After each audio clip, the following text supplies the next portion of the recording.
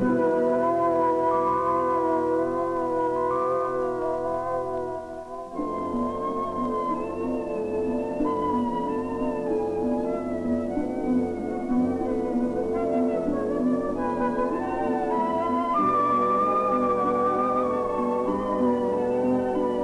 many hundreds of years, from Roman times until the beginning of the last century, the stones of Egypt were all we had seen and almost all we knew of this ancient civilization. And, except for what we could learn from great travelers like Herodotus, we knew nothing at all about the men who had built these amazing structures.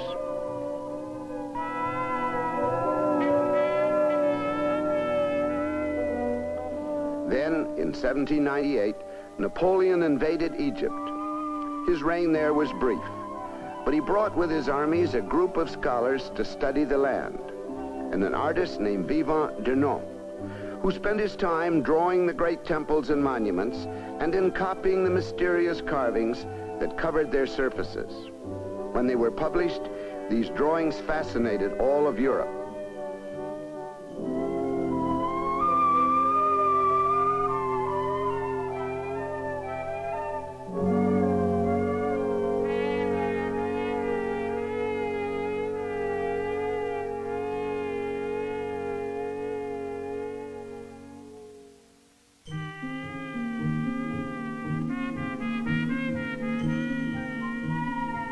During the same period, the science and art of archaeology was getting underway. And from then until now, there has scarcely ever been a time when an archaeological expedition wasn't digging somewhere in the sands or among the stones of Egypt, making marvelous discoveries, using more and more advanced techniques to uncover the history and culture of the ancient Egyptian.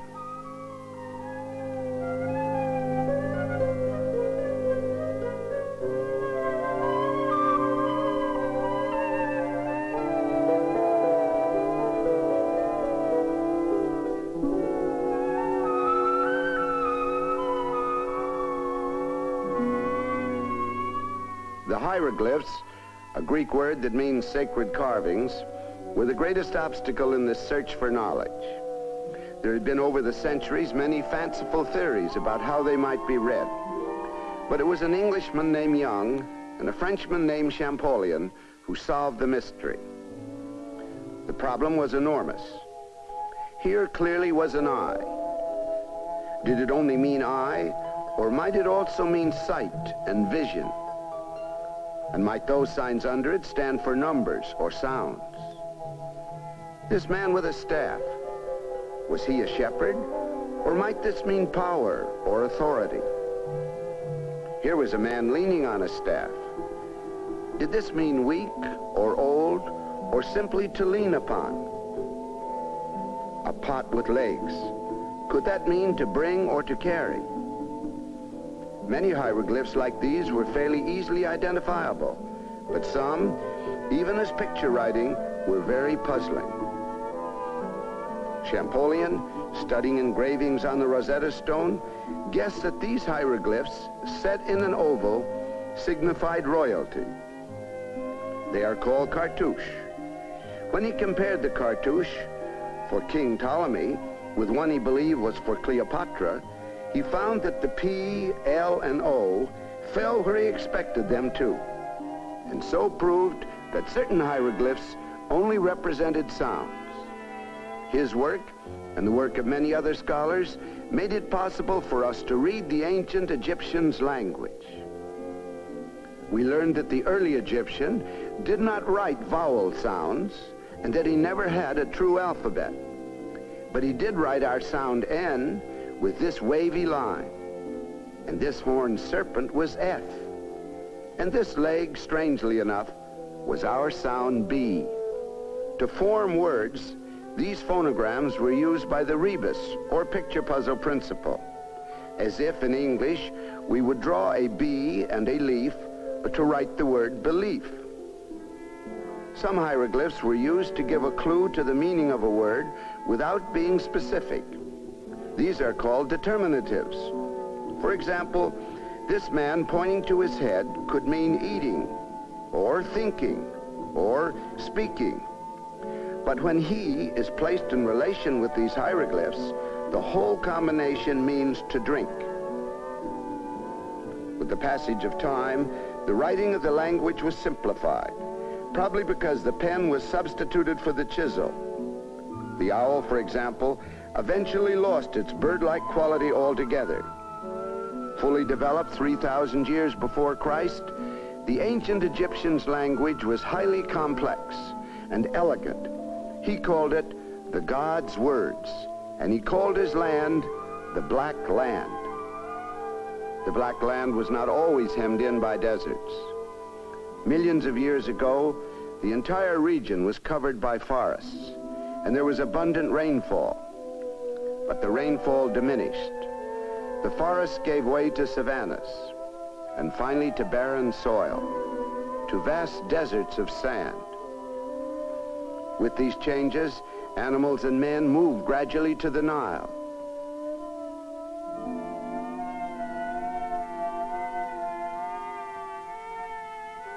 From its two sources in the high regions of the African interior, the Nile flowed north, making its way across 4,000 miles of mountains, jungle, swamp, and desert to the Mediterranean. Then, as now, the Nile rose in summer, overflowed its banks, and flooded the valleys it had cut for itself, leaving a rich black silt and making of Egypt an oasis several hundred miles long. Here along this fertile strip, the ancestors of the ancient Egyptians settled. Stone Age men, full of superstition and magic, with the sun and moon and hawks and bulls and apes and cats for their gods. Slowly they learned to control their land, to work together in draining the marshes of the Nile and irrigating the valleys. To capture and to hold the rich waters meant constant, back-breaking work. But they did it and made for themselves a kind of paradise. They settled all the way from the Mediterranean to the highlands of Upper Egypt. They were all dependent upon the Nile, whose yearly rhythm of ebb and flood sustained them and permeated their thought. And after many hundreds of years, they were united. The crowns of two kings became one, and the long history of the ancient Egyptian properly began.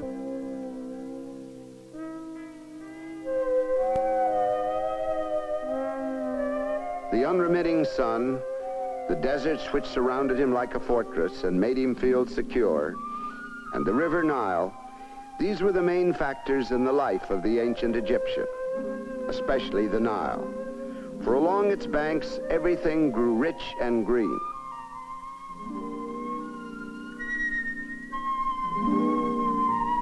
From the beginning, the Egyptian himself seems to have loved life and the world around him. He was a materialistic man, industrious and practical. To him, what was useful was good. He became a skillful mathematician. He devised the first 365-day calendar. And in the antique world, he was famous as a medical man.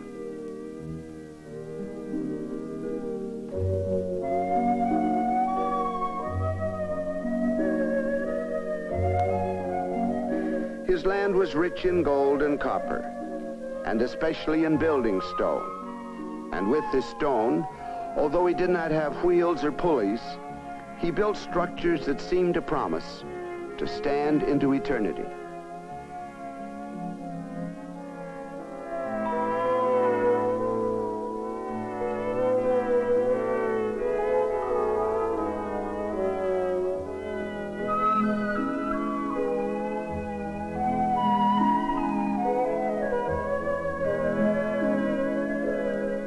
His society was organized rather like the pyramids he built, with peasants and slaves at its base, above them scribes, officials, nobles,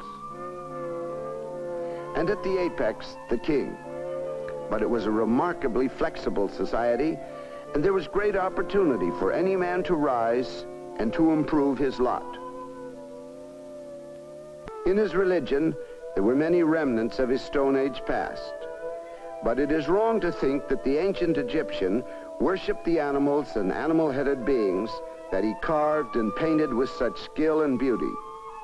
He simply believed that from time to time, the gods might be pleased to inhabit these sacred beasts.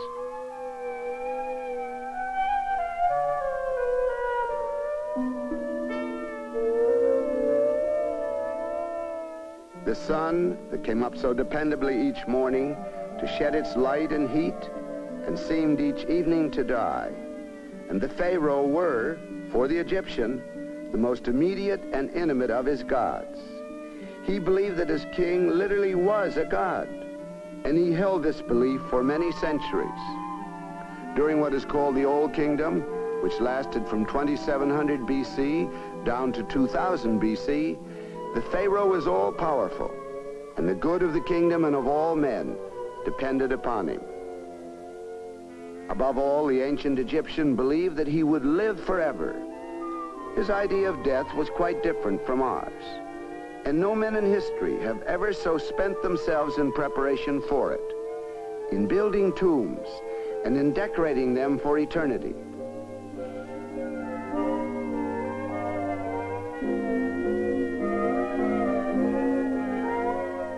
For the Egyptian, to die was simply to follow the sun god's course, to travel across the sky, which was itself a goddess, to sink in the west, and to descend into the underworld.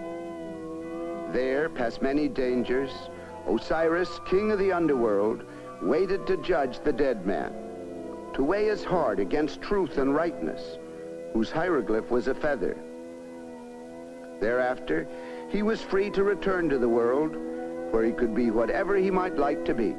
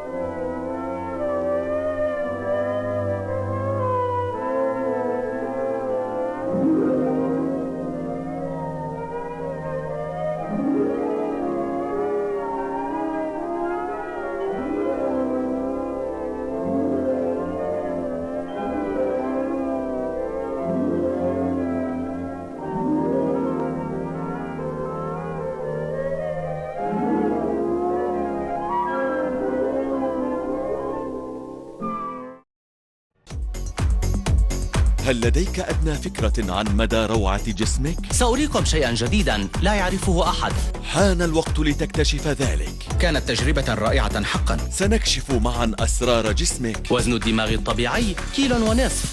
وكيف يعمل؟ وضعت شيئا في أنفي فأخرجه نظامي المناعي. وكل التفصيلات المتعلقة به. سأشاهد الآن جراحة استئصال اللوزتين. سنخوض رحلة إلى أدق جزئيات جسدك وإلى أعظم ظواهره.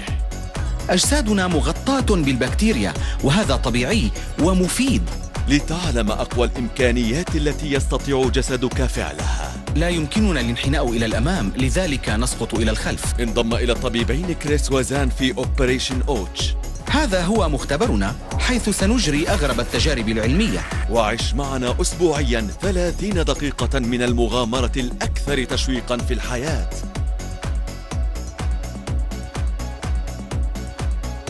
The Operation Ouch في الأوقات التالية على علوم.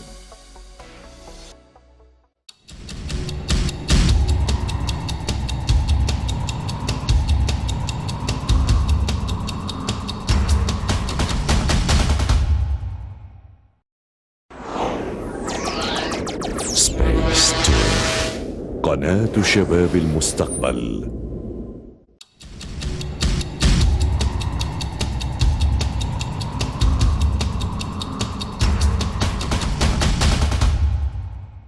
فريق واحد. المدخرات مستعد. باور رينجرز داينو تشارج عادوا. الأشرار صاروا أشد خطرا. أخيرا ستصبح أحجار الطاقة ملكي، وسأحكم الكواكب كلها بلا رحمة. أحجار الطاقة صارت أشد قوة، وهناك أسرار ستكتشف ستغير كل شيء. كن مستعدا لأن تسمجر. باور رينجرز داينو تشارج في الأوقات التالية على أكشن.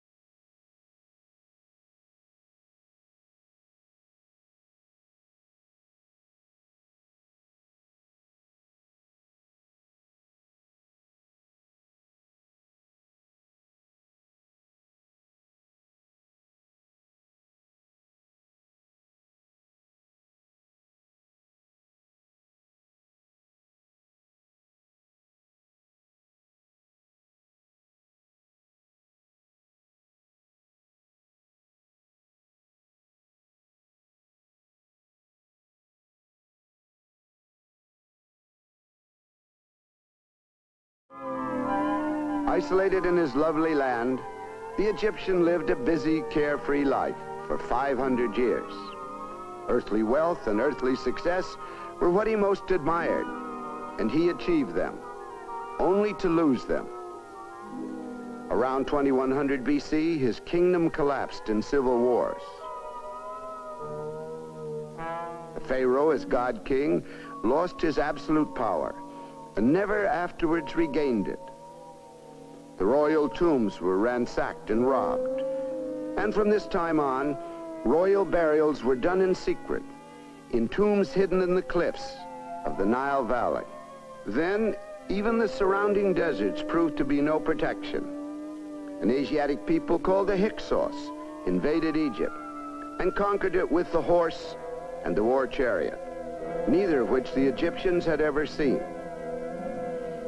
Once he had driven the Hyksos out, the Egyptian took the war chariot and the horse and set out to recover his proud position in the world.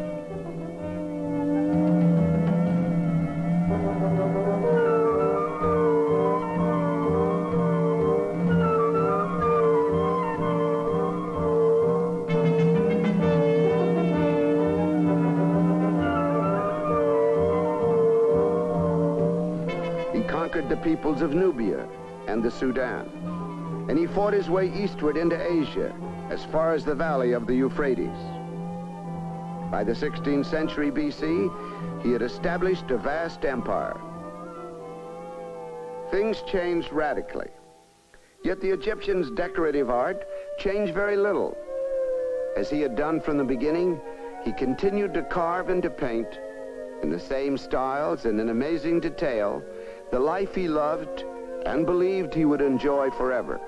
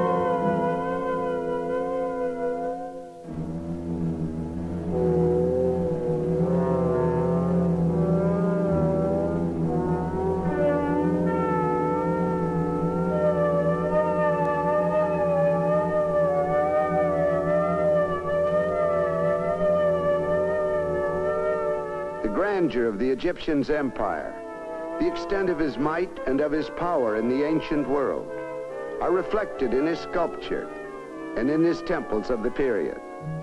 They became colossal. He carved, even into the stone cliffs of the Nile Valley, gigantic figures of the pharaoh and the gods.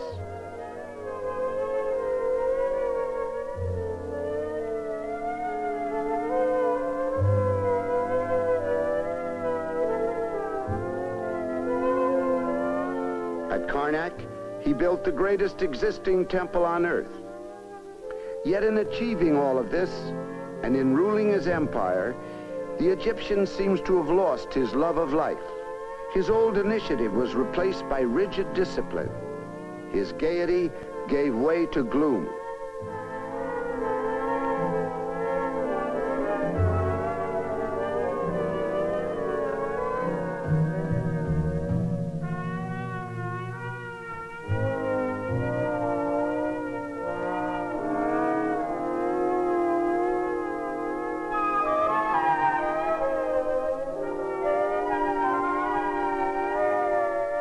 The Pharaoh himself, though he might be splendid in his tomb, became in life a kind of puppet.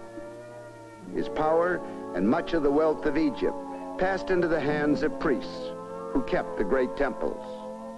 The Pharaoh's days were regulated by rules and rituals, so that at last an Assyrian king could refer to him and to Egypt as a broken reed.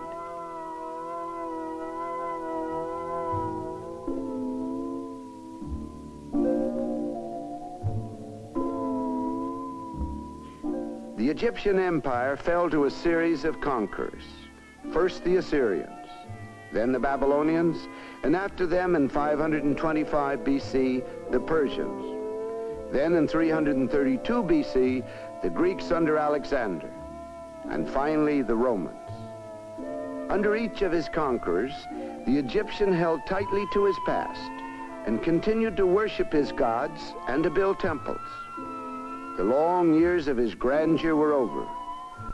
But in those years, he had made a vast contribution to civilization and to the culture of the world.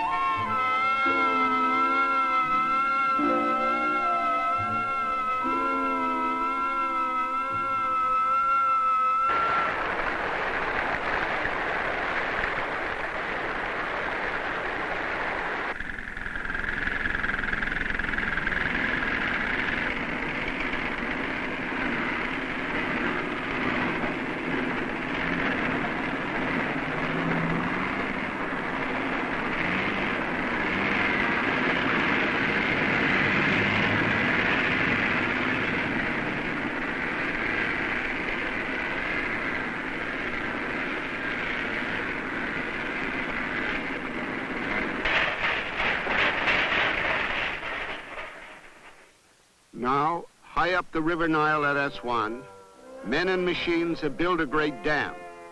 The dam has made a huge lake, under whose surface some of the ancient Egyptians' art has already disappeared.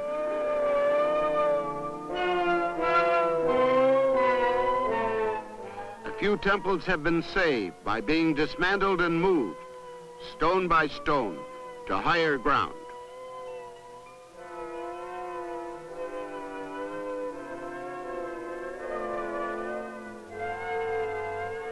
And the greatest of these monuments is the temple at Abu Simbel.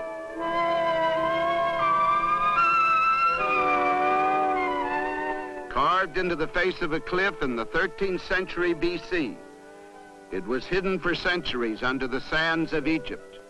Now, in the triumph of modern engineering, it has been moved intact and will tower for centuries more above the waters of the Nile.